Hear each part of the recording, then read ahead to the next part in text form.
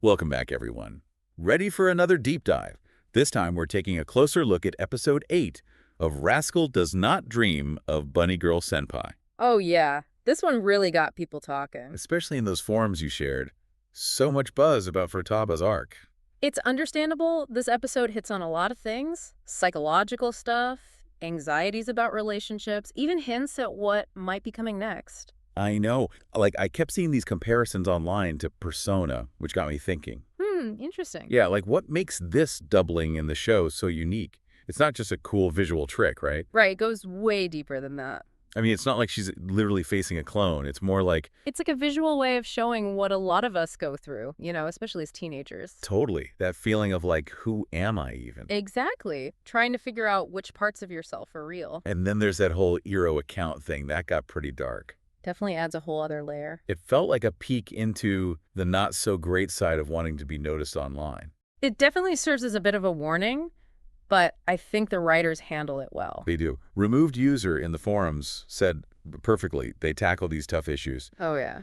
They said without, hitting you over the head with it, it felt real, relatable, and hopeful, too. Exactly, and I think that hope comes from those genuine moments Futaba finds.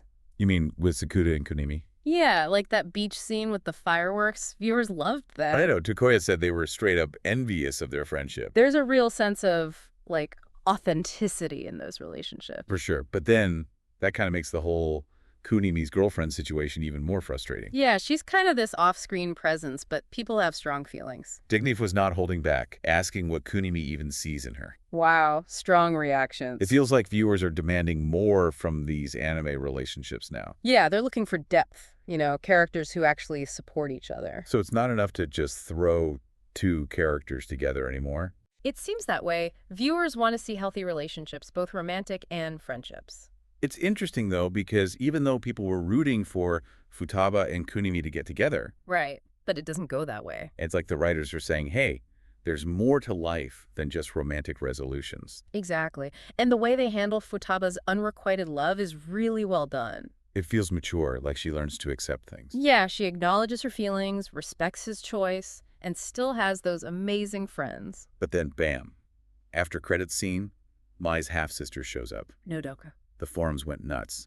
Odiard even noticed she was holding Mai's phone when she woke up. Ah, the speculation started right away. Stray wondered if they swapped bodies.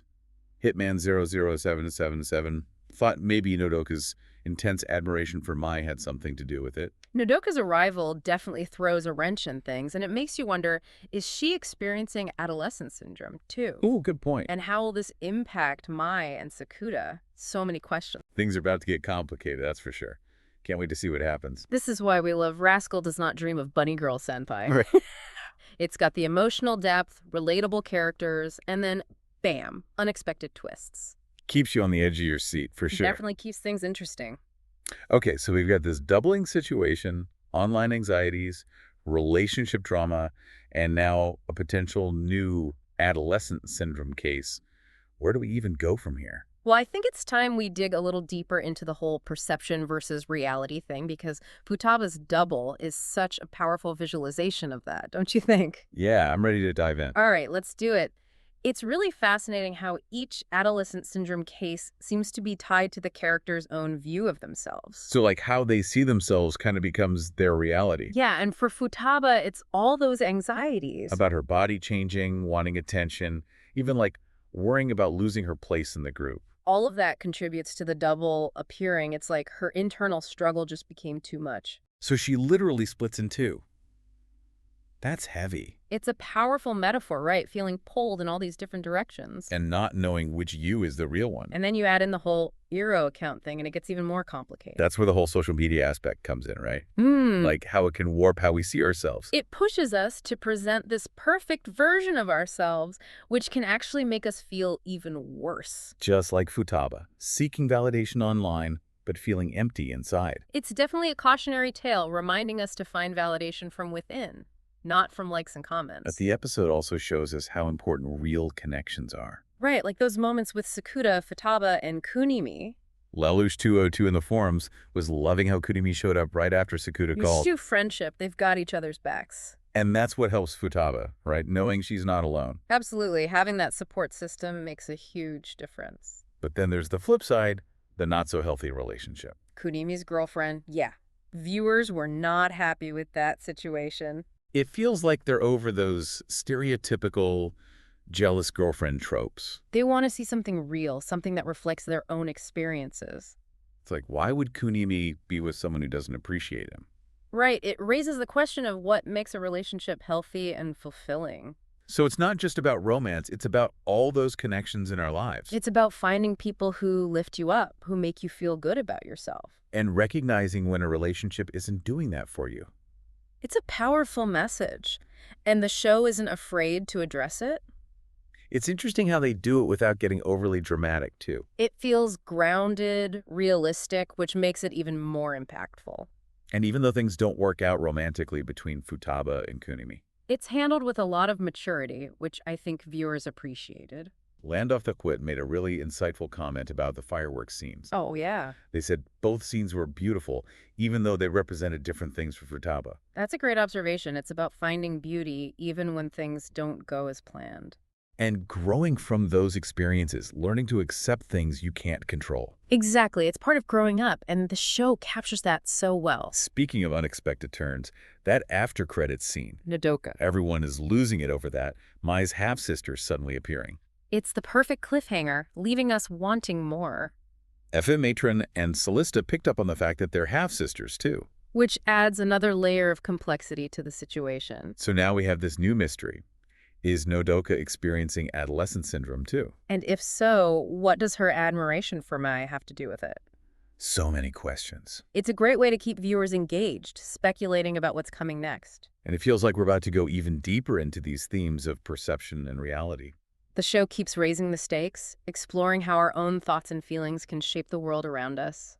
Okay, so we've talked about Futaba's struggles, the importance of real friendships, and this new mystery with Nodoka, but there's still so much to unpack, right? Absolutely. In the last part of our deep dive, we'll explore the potential implications of Nodoka's arrival and delve into those overarching themes that tie everything together. Stay tuned for that. Okay, so much to unpack here, but I think what struck me most about Futaba's arc is how it all comes back to this idea that our perceptions can actually shape reality, especially when it comes to adolescent syndrome. Oh, absolutely. It's like those fears and anxieties teenagers have, they kind of take on a life of their own. And Futaba's double, that's a perfect example of that, right? Yeah.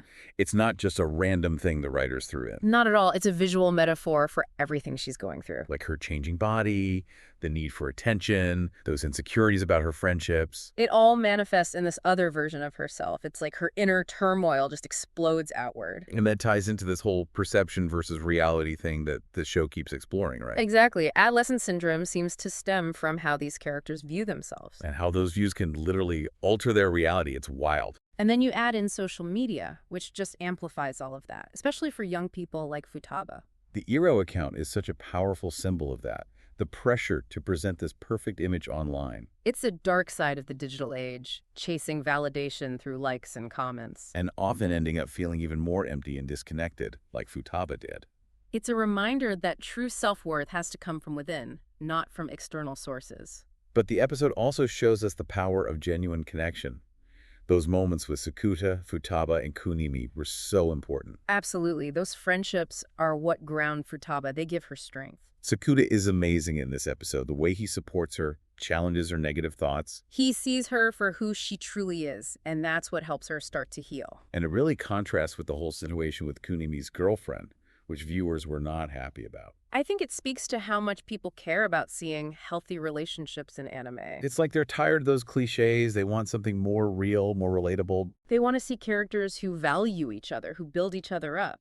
So it's not just about romance, it's about all the relationships in our lives. It's about finding people who bring out the best in you, who make you feel good about yourself. And knowing when to walk away from those who don't. And even though things don't end romantically between Futaba and Kunimi, the episode handles her unrequited feelings so well. It's mature, realistic, she learns to accept things and move on. It's a good reminder that even when things don't go as planned, there's still beauty to be found. Like Landafekwat said about those fireworks scenes, each one was special in its own way. And that's life, right? It's about finding those moments of joy and growth, even in disappointment. And then, just when we think things are settling down, bam. Nodoka appears. The after-credit scene, it blew everyone's minds. The potential body swap, the fact that she's May's half-sister, it's a lot to process. It throws a whole new wrench into the story, leaves us with so many questions. Like, is Nodoka experiencing adolescent syndrome too? Mhm. And what role will she play going forward? It feels like we're about to go down a whole new rabbit hole, exploring even deeper themes. And that's what's so great about this show. It keeps you guessing, keeps you thinking. It challenges us to examine our own lives, our own perceptions, and how they shape our reality. So as we wrap up this deep dive, I think it's worth asking, could Futaba's double represent something we all experience in some way? It's a good question to ponder. Do we ever feel like we're split between different versions of ourselves? Maybe, depending on who we're with or what situation we're in. It's possible that we all have those hidden sides, those anxieties and desires that we're trying to figure out. And maybe just like Futaba, the key to self-acceptance is confronting those parts of ourselves. And surrounding ourselves with people who support us, who help us navigate those complexities. It's a reminder that self-discovery is a journey and we're all on it together. That's a great way to put it, and Rascal does not dream of Bunny Girl Senpai does such a brilliant job of exploring that journey. Well, that about wraps it up for this deep dive. We hope you enjoyed it. Thanks for joining us. Until next time, keep those minds open and keep exploring.